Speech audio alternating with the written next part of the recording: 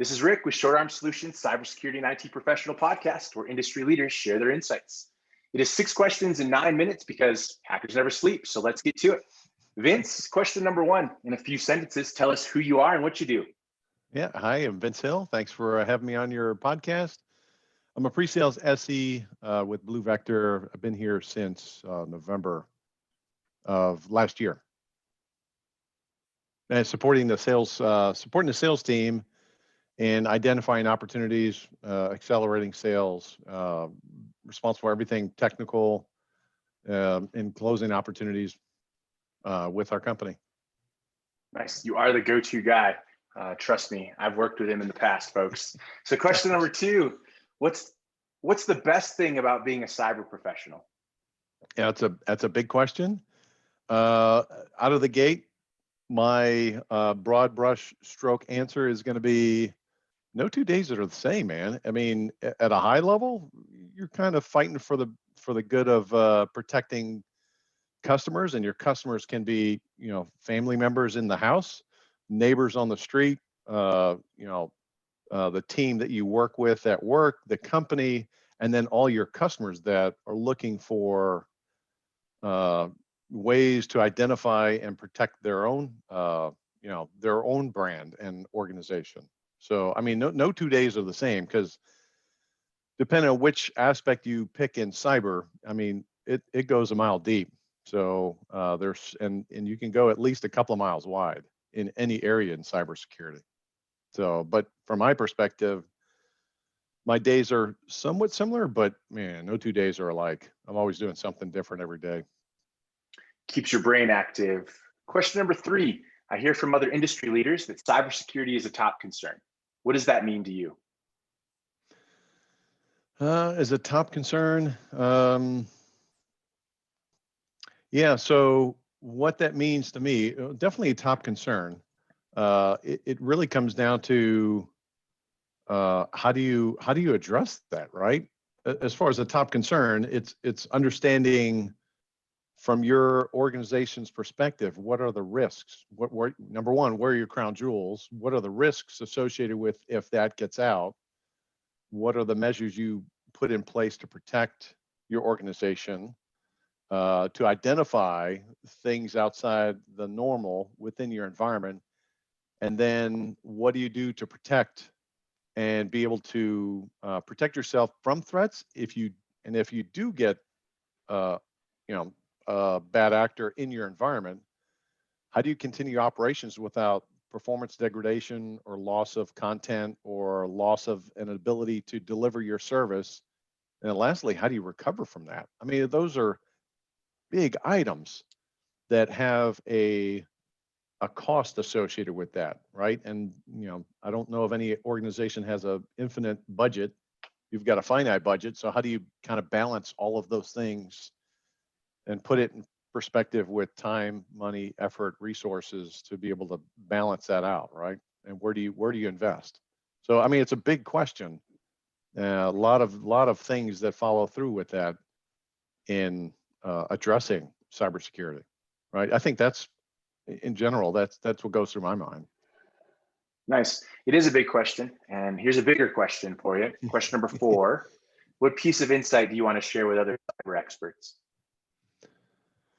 Yeah. So advice. I mean, I'd equate it to my home. I started like the home level, right? Understanding, number one, from my home's perspective, what's the layout of my home? What are my valuables in my home? Understanding what those are, and what are the risks against those valuables in the home, right? Whether it be internally, fire, gas, water, leaks, floods, fire. I think I mentioned that twice. And then externally, what are my external threats? Whether it be weather or crime, a crime-based threat. What are the things that, from that perspective, what are the things I need to look out for? How do we become aware of those threats, right? So kind of expounding on that, being aware of the threats in my neighborhood against houses like mine, against components of houses like mine, and a component could be a window, a door, a screen, obfuscation of an entry point, being aware of being aware of what the vulnerabilities are and how to exploit those vulnerabilities are key. So just staying on top of, from that perspective, just staying on top of what the threats are against those vulnerabilities are important. So maybe being a member of InfraGard to be aware of what's going on from a national level or international level, gives you insight into things you should be on the lookout for your business, or even in some cases could be even your home, right? Don't click on this particular link, right? That's another threat vector, is the internet, right? If you have family, husbands, wives, sons, daughters, kind of awareness of the cyber threat as well. It's something I haven't even mentioned as far as a risk in the home, right? So, but I think back to your question, awareness of threats against either your person, your home, your family, your business, and being made aware of how do you become aware of what the threats are against those different points that I mentioned. It's a good place to start. Yeah, I love the analogy. I think that's great, talking about how protecting your network security is very similar to protecting your home. So I appreciate that insight, and I'm sure our viewers will as well. Much easier question for you. Question number 5. What other successful cyber professionals like yourself would you like to acknowledge that should be on our podcast?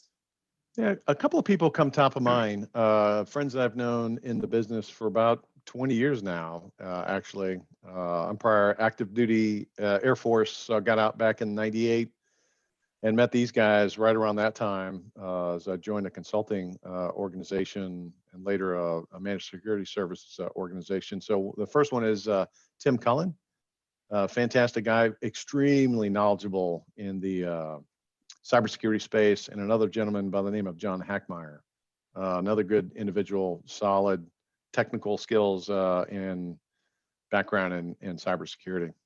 Two good people that I definitely recommend. Perfect. Now for the 6th and final question. What is your favorite piece of retro technology that makes you smile? Man, I think it's along the lines of audio equipment, man. I know it's not necessarily retro, but man, I still have gear from the 70s that just are absolutely fantastic to be able to push the button, turn it on, and listen to content, right? I've got I know everyone's got their favorite, but I've got a Marantz receiver from the 60s.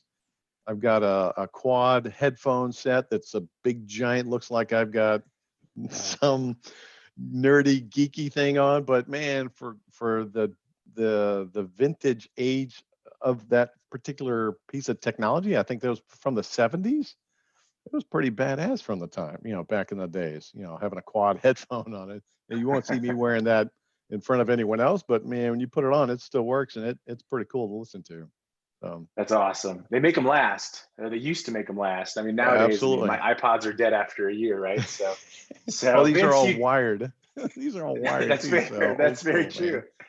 Oh man, Vince, you did it. 6 questions in 9 minutes, because the best know when to be concise and when to end. Your website, please say it. BluVector.io. Awesome. Vince, you have about a minute left. Is there anything else you want to share with the community about yourself, about the company you work with, anything? I'd say, reach out if you're not in the cybersecurity space. Take a step into that.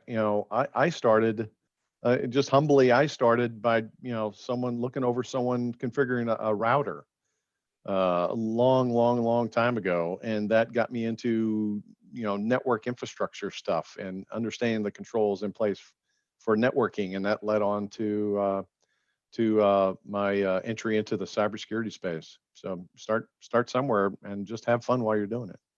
All right, Vince, it was epic having you on. Shout out to you and your service. Thank you very much for your service. Make sure you check out more episodes and insights from Short Arm Solutions, Cybersecurity and IT Professional Podcast. My name is Rick Mishka. Stay awesome, my friends.